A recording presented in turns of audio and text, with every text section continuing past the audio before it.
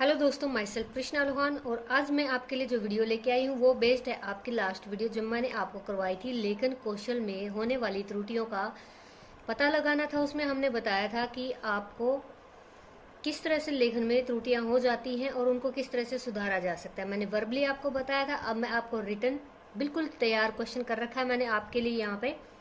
किस तरह से लेखन कौशल में होने वाली त्रुटियों को सुधारा जा सकता है, उसमें किस किस मेथड का यूज यहाँ पे होगा, वो सब मैं आपको एक ही वीडियो में यहाँ पे बताने जा रही हूँ। ये बहुत ही महत्वपूर्ण क्वेश्चन रहेगा आपके एग्जाम टाइम में। 5 नंबर में, 8 नंबर में ये आता ही आता है कंपलसरी, आप इसको मान के चलिए मेरे हिसाब से, क्योंकि ये बहुत ही बेहतरीन। और ये जो भी आप जेबीटी कर रहे हैं, बीएड कर रहे हैं, उस हिसाब से अपने छात्रों में किस तरह से ये चीजें आपको डेवलप करनी है, उस तरह से आपको ये क्वेश्चन को जैसे जानना जरूरी, बहुत ही ज़्यादा ज़रूरी है कि किस तरह से आप बच्चों को सुधारेंगे, उनकी गलतियों को इम्प्रूव कीजिएगा। तो दोस्तों चलिए मैं आपको बताती हूँ यहाँ पे। लेकिन एक बहुत ही महत्वपूर्ण कौशल है। जैसे कि आप जानते हैं स्किल्स 4 तरह की होती हैं: listening, speaking, reading and writing. ये 4 स्किल्स हैं जो कि बच्चे के जो विकास में बहुत ही ज़्यादा ज़रूरी होती हैं। और एक अच्छे अध्यापक को, एक इनोवेटिव टीचर को ये चीज़ें पता होनी चाहिए कि किस तरह से उसको इन त्रुटियों को सुधारना है या उनको किन मेथड द्वारा बच्चों को अच्छे से सिखाना है। तो चलिए हम डिस्कस करते हैं। सबसे पहले हम यहाँ पे छोटी सी भूमिका बांधेंगे लेखन के बारे में।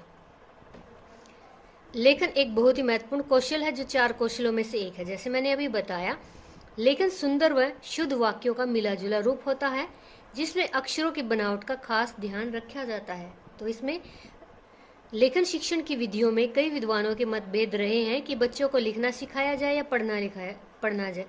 अब जैसे कि मोंटेसरी विधि की आप बात कर लेते हैं, उसमें सबसे पहले बच्चों को पढ़ना सिखाया जाता है, लिखना बाद में सिखाया जाता है। मैडम मोंटेसरी का मानना है कि प्रथम सालों में बालक को लिखना सिखाया जाना चाहिए ताकि वह उन अक्षरों को संश्लेषित यानी उनको पहचान सके और अपने पूर्व ज्ञान से उसको सीख सके। लेखन शिक्षण के लिए निम्नलिखित विधियां हैं। फर्स्ट इसमें मैंने लिया है मोंटेसरी विधि। मैडम मोंटेसरी इसकी जो जनक रही हैं। इस विधि में बालक को गत्ते या लकड़ी के वर्ण काटकर दिए जाते हैं। जैसे कि आप आंगनवाड़ी वगैरह में देख सकते हो, ये चीज़ें वहाँ पे आप देख पाओगे, वहाँ पे मिलती हैं। बच्चों को वहाँ पे कैसे सिखाया जाता है, वहाँ पे मोंटेसरी विधि का ही यूज किया जाता है, किंडरगार्टन। और जब वर्णों पर उनकी उंगलियां सध जाती हैं तो वे वर्णों की बनावट व पहचान करने में लग जाते हैं। तो कैसे दिया जाता है? गत्ते या लकड़ी के बॉक्सेस में अक्षरों को उसी शेप में, उसी आकार में काट दिया जाता है। फिर उसमें बच्चों को उंगलियां फेरने को बोला जाता है। जितनी बार वो रिपीटेशन करते हैं उतना ज़्यादा अच्छा उनको वो पहचान में आ जाता है। अब यहाँ पे है यह एक व्यवहारिक क्या है? बच्चे के व्यवहार में डाल दी जाती है। मनोवैज्ञानिक विधि है जिसमें बालकों को आंख, नाक, कान सीधे तौर पर नियंत्रित करने सिखाए जाते हैं। किस तरह से इसमें नियंत्रित करना कैसे सिखाएंगे? बच्चे को जब हम कार्डबोर्ड में उंगली फिराने को बोलते हैं तो उसमें उसकी आंखों का, उसके कानों का, यानी कि पूरी तरह से आप बोल सकते हैं कि इंद्रियों को उसको अटेंटिव रखना पड़ता है और बच्चे इस चीज़ से ज़्यादा जल्दी सीख पाते हैं। इंद्रियानुभाव उनका मेथड में यूज होता है।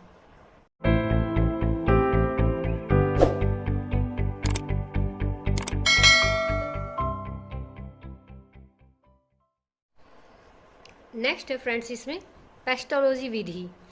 यह विधि सरलता से कठिनता की ओर अग्रसर करने वाली होती है। पहले अक्षर ज्ञान, फिर उसको पृथक करना, वर्गीकरण करना, फिर एकीकरण करना इसमें सिखाया जाता है। पेस्टोलॉजी विधि में क्या है? पहले अक्षरों को पहचानना, फिर उनको अलग अलग करना, उनका वर्गीकरण करना जैसे कि स्वर व्यंजन में, फिर उनको एकीकरण करना पूरी वर्णमाला के हिसाब से, ऐसे सिखाया जाता है। बालक को अक्षर ज्ञान के लिए पहले सरल वर्णों का बनाना सिखाया जाता है, जैसे फिर कठिन वर्णों को सिखाया जाता है। अब पहले प, च, ग, ब, म, ये इजी हैं, इनको सिखाया जाता है। फिर कठिन उसमें वर्णों का यूज किया जाता है, क, ल, भ, ज और ह। इस तरह से पेस्टोलॉजी विधि में सरलता से कठिनता की ओर मेथड इसका यूज होता है। फिर है अनुकरण विधि। इस विधि में बालक को एक तख्ती या मिट्टी पर वर्ण लिखकर दिए जाते हैं। और वे उन पर उंगली या स्याही वाली कलम चलाते हैं। क्या किया जाता है? विधि में बालक को एक तख्ती या मिट्टी पर वर्ण लिखकर दिए जाते हैं, फिर वे उन पर उंगली या स्याही वाली कलम चलाते हैं, जिससे उनका अभ्यास हो जाता है। वर्णों की सही बनावट वो सीख जाता है। ये चीज़ें आप देख चुके हैं, अपने माता पिता से पूछिए, उनको भी ऐसे ही सिखाया जाता था, तख्ती पर सिखाया जाता था, कलम के द्वारा लिखना सिखाया जाता था। इस विधि का अगला सोपान वर्णों का मेल करना है। जैसे इसमें क्या है, पहले वर्णों को सिखाया जाता है, अलग अलग सिखाया जाता है, फिर उनको मेल यानी उनका जोड़ सिखाया जाता है। जैसे क में प्लस ब, क जमा ब, कब, इस तरह से उनको सिखाया जाता है। ज ल, जल, र थ रथ, इस तरह से उनको सिखाया जाता है। आप इसको अच्छे से देख लीजिए, समझ लीजिए पॉइंट टू पॉइंट, और इसी तरह से साथ साथ एग्जाम्पल देते चलिए। क्वेश्चन आपका बहुत ही बेहतरीन बनेगा। अब यहाँ पे आई चित्र विधि।